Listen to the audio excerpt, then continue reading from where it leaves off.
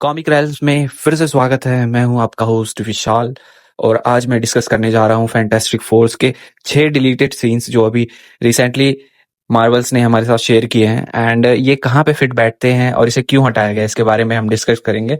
तो चलिए शुरू करते हैं।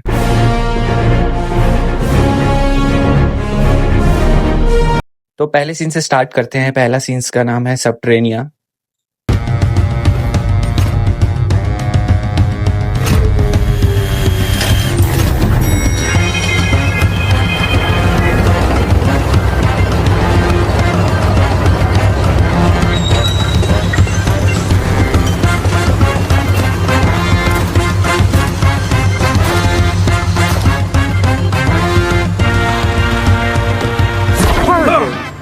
Sue, we agreed you wouldn't do that anymore. Like we agreed he wouldn't threaten revolt every time. Your sewer pipes burst. I have people living in excrement under Staten Island. I dispatched a team to handle that excrement. Oh, what a grand gesture. Thanks for the big favor. I could give the word and they would rise up. And Johnny could fly through your tunnels and burn everyone alive. And I could put a force field inside your brain and give you an aneurysm. But we're not going to do that because we're not. Ooh, are you alright? Baby's trying to relocate my stomach. Yeah, I can hear. Sorry about that. What is really going on, Harvey, huh? I got people working around the clock on those sewers. Not my people. I see. Okay, so how about you get me a list of your best workers and I will run the names over to planning myself. Okay. Deal? Deal. Yes. हाँ, तो इस scene में हम सूजन storm को एक elevator से मोलमैन के सबटरेनिया डोमेन में जाते हुए देखते हैं और जिन फ्लोर से वो नीचे उतरती है उसे हम देखते हैं कि ये 17 लेयर्स नीचे है, शहर के काफ़ी नीचे, इतना नीचे कि मुझे हैरानी है कि उनमें से किसी को गैलेक्टस की एक आहट की भी खबर नहीं हुई होगी। हर लेयर का एक आइकन है और वो सभी एक्चुअल टाइप्स ऑफ सेडिमेंट्स या इग्निशियस रॉक्स के नाम हैं जो आपको अर्थ क्रस्ट में मिल सकते हैं। वो इस तरह से हैं। न्यूयॉर्क से शुरू करते हैं और हमें एक छोटा शहर का आइकन दिखता है और उसके नीचे अलुवियम, फिर लॉयस, फिर स्पेशल डिपॉजिट्स, फिर sandstone, slate, limestone, dolomite, coal, conglomerate, basalt, dolerite, granite, gabbro, schists, gneiss, peridotite और फिर सबटरेनिया। सूजन स्टॉर्म जब एंट्री करती है तो वो अपना नाक बंद कर लेती है क्योंकि उसे कुछ स्मेल आ रही होती है। इसलिए क्योंकि इनमें से कुछ लेयर्स में शायद सल्फर के पॉकेट्स हों जो कि प्रेग्नेंट वुमेन के लिए इनहेल करना सही ना हो, या शायद इसलिए क्योंकि जैसा मोलमैन बाद में कहता है सरफेस वर्ल्ड का सीवर पाइप हाल ही में फट गया है जिसके कारण उसके कुछ लोग स्टेटन आइलैंड के नीचे गंदे पानी में रह रहे हैं। सूजन यहाँ विजिबली प्रेग्नेंट है, तो ये मूवी के उस हिस्से से होगा जो हैलोवीन से कुछ पहले और सिल्वर सर्फर के आने से पहले का है। फिल्म के उस टाइम के आसपास जब बेन ग्रिम को यैंसी स्ट्रीट पर घूमते हुए और रेचल से मिलते हुए देखा गया था, एक कैरेक्टर जिसका मूवी में होने का कोई अपेरेंट रीजन ही नहीं है। सू इनविजिबल हो जाती है जब वो एक बड़े से रोविंग ड्रिल के पास से गुजरती है जिसके लिए मोलमैन कॉमिक्स में जाना जाता है। ये एक्चुअली द इनक्रेडिबल में अंडरमाइनर को इंस्पायर करने वाली चीज है। हमें सबटरेनिया का आर्किटेक्चर फाइनल कट में देखने से ज्यादा देखने को मिलता है जिसमें उसके शानदार गेट्स भी शामिल है जो मोलमैन के लोगों को दुनिया में हर चीजों का सहारा देने के लिए अपने शरीर का इस्तेमाल करते हुए दिखते हैं। अब फटा हुआ सीवर पाइप के कारण मोलमैन ने सरफेस वर्ल्ड को नुकसान पहुंचाने की धमकी दी, लेकिन सू ने कहा कि उसने एक टीम भेजी। मैं अज्यूम करता हूँ कि वो फ्लोटिंग रोबोट जो हमें एक्सल सीवर रॉकेट्स में टेक ऑफ के लिए तैयार दिखे थे, या शायद कुछ लोग मदद के लिए हाथ बटाने को तैयार हैं। फिर सू धमकी देती है कि वो जॉनी स्टॉर्म को बोलकर यहाँ के लोगों को जिंदा जला डालेगी। ये एकदम वांडा की तरह वाइब देती है जैसे वांडा ने ब्लैक बोल्ट को मारा था। आखिरकार दोनों ही पेरेंट्स हैं, दोनों ही अपने बच्चे को बचाने के लिए ये कर रहे हैं एंड ऑनेस्टली कहूँ तो वांडा ज्यादा ताकतवर है सूजन से। अब सू को इस पल पेट में दर्द होने लगता है, कॉन्ट्रैक्शन भी हो सकता है, या शायद फ्रैंकलिन रिचर्ड्स को ये ऑलरेडी पता चल गया कि सिल्वर सर्फर जल्द ही आने वाली है। उसके बाद हार्वी सू के लिए थोड़ा पानी देता है एंड इंटरेस्टिंग बात यह है कि वो उसे पानी देता है, ना कि विस्की ऑफर करता है। ये हार्वी के कैरेक्टर के बारे में भी थोड़ा इंट्रोडक्शन देता है और थोड़ा सा हमें आगे मूवी में जो दिखाया गया था कि सूजन की बातें वो क्यों सुन रहा था उसके बारे में भी थोड़ा क्लैरिफिकेशन मिलता है हमें। अब ये सीन क्यों काटा गया, वेल मूवी से जो ज़्यादा कट्स हुए हैं जिनके बारे में हम जानते हैं वो एक्ट 1 से हैं, सिल्वर सर्फर के आने से पहले। शायद इसलिए क्योंकि डायरेक्टर मैट शैकमैन प्लॉट में जल्दी आना चाहते थे, लेकिन इस हार्वी एल्डर और सबटरेनिया फिल्म की दुनिया में अच्छी तरह से इस्टेब्लिश नहीं हो पाता जब तक कि उन्हें न्यूयॉर्क के लोगों को कहीं इवैक्यूएट करने की ज़रूरत ना पड़े। हाँ, थिएट्रिकल कट की ओपनिंग मोन्टाज में उसके इंट्रोडक्शन का एक अलग वर्जन है, लेकिन ये बहुत जल्दी होता है और सिर्फ हार्वी एल्डर के एक सिंगुलर शॉट से जो शायद पिकअप्स के दौरान शूट किया गया हो। तो चलिए दूसरे डिलीटेड सीन की तरफ बढ़ते हैं जिसका नाम है taking turns.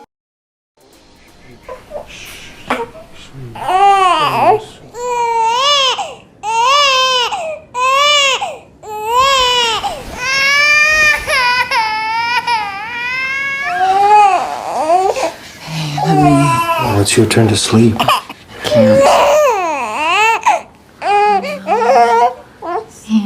Ain't you hungry? Always.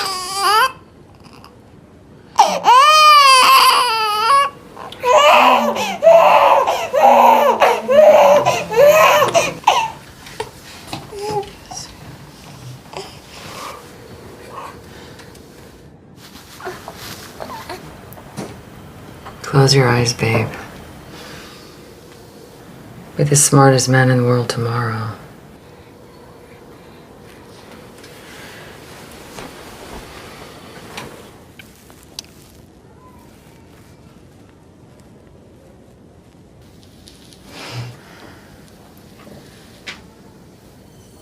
You're safe, babe.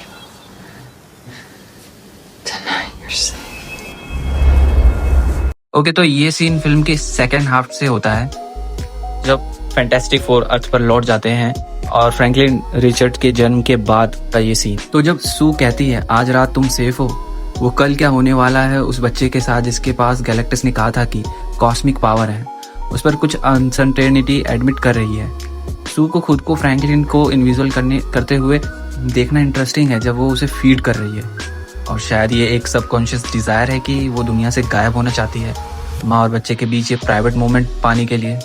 अब सू पूछती है भूख लगी है और वो फ्रैंकलिन से कह रही है, लेकिन रीड जवाब देता है हमेशा। इसका मतलब ये भी हो सकता है कि फ्रैंकलिन रिचर्ड हमेशा ही भूखा रहता है, लेकिन फिर वो खुद को अच्छे से समझता है क्योंकि हंगर शायद गैलेक्टस ने उस बच्चे के अंदर कॉस्मिक पावर को डिस्क्राइब करने के लिए इस्तेमाल किया था। लेकिन शायद ये सीन इसलिए हटा दिया गया क्योंकि टेस्ट स्क्रीनिंग के दौरान कुछ लोगों ने इस एक्सचेंज को देखना और इसे गलत समझ लिया हो। सोचा वेट, क्या रीड कह रहा है कि वो इस पार्टिकुलर कॉन्टेक्स्ट में हमेशा भूखा रहता है? मुझे नहीं पता, बट ऑब्वियसली रीड इस तरह से तो बिल्कुल नहीं रिस्पॉन्ड करेगा। मैं बस कह रहा हूँ कि शायद कुछ लोगों ने कहा हो, मुझे थोड़ा गलत समझ में आया। ओके, तो नेक्स्ट सीन पे चलते हैं जिसका नाम है birthday sweater.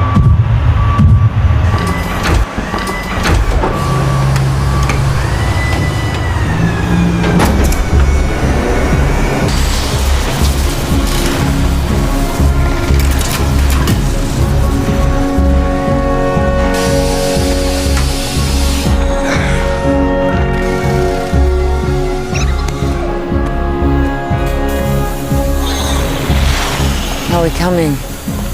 Should be good. Does that snazzy birthday sweater help you prep faster? You know, takes a few hours to fuel up no matter what I wear. So we're gonna go out for a bit. They can manage.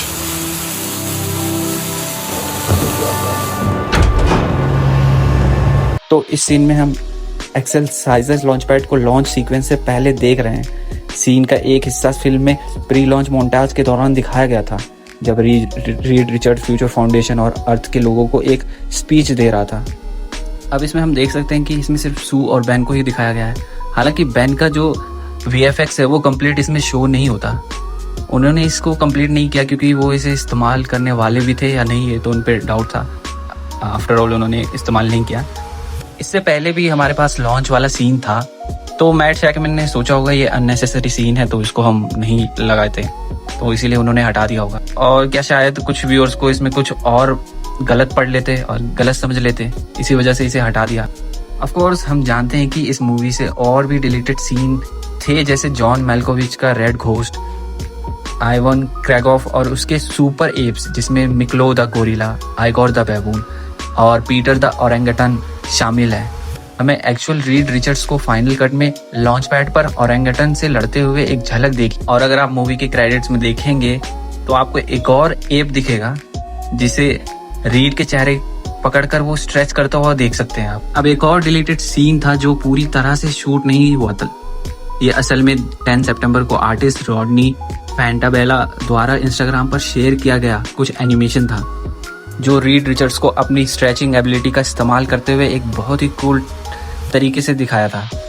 Film के final cut में हमें read का कुछ इतना ज़्यादा ability का use करते हुए तो नहीं दिखाया गया, बट हल्का फुल्का ही दिखाया गया था, और गैलेक्टिक्स कैसे स्ट्रेच कर रहा था बस वो दिखाया गया था। बट इस एनिमेशन में हमें इसकी एबिलिटी बहुत ही अच्छी तरीके से दिखाई गई। वो कैसे अपने पैरों और हाथों को फैला लेता है, कैसे वो पैराशूट के टाइप का बन जाता है ताकि वो लैंड हो सके अच्छा। बट फाइनल कट में हमें ये सब तो नहीं दिखाया गया, बहुत कम ही हमें उसकी एबिलिटीज़ वगैरह दिखाई गई। वैसे इंटेलिजेंस भी कम ही दिखाया गया। बस हमें गैलेक्टिक्स जब आया था उसी के फाइट के टाइम एक ही बार हमें दिखा था कि उसका स्ट्रेचिंग एबिलिटी कितनी है। तो इन डिलीटेड सीन्स के बारे में आप क्या सोचते हैं? क्या ये मूवी में रहना चाहिए था या नहीं? मुझे कमेंट में ज़रूर बताएं। अगर आप यहाँ पे नए हैं तो मुझे सब्सक्राइब करें, अनलाइक करें एंड शेयर करें। फिर मिलता हूँ मैं किसी और वीडियो के साथ, तब तक बाय, टेक केयर।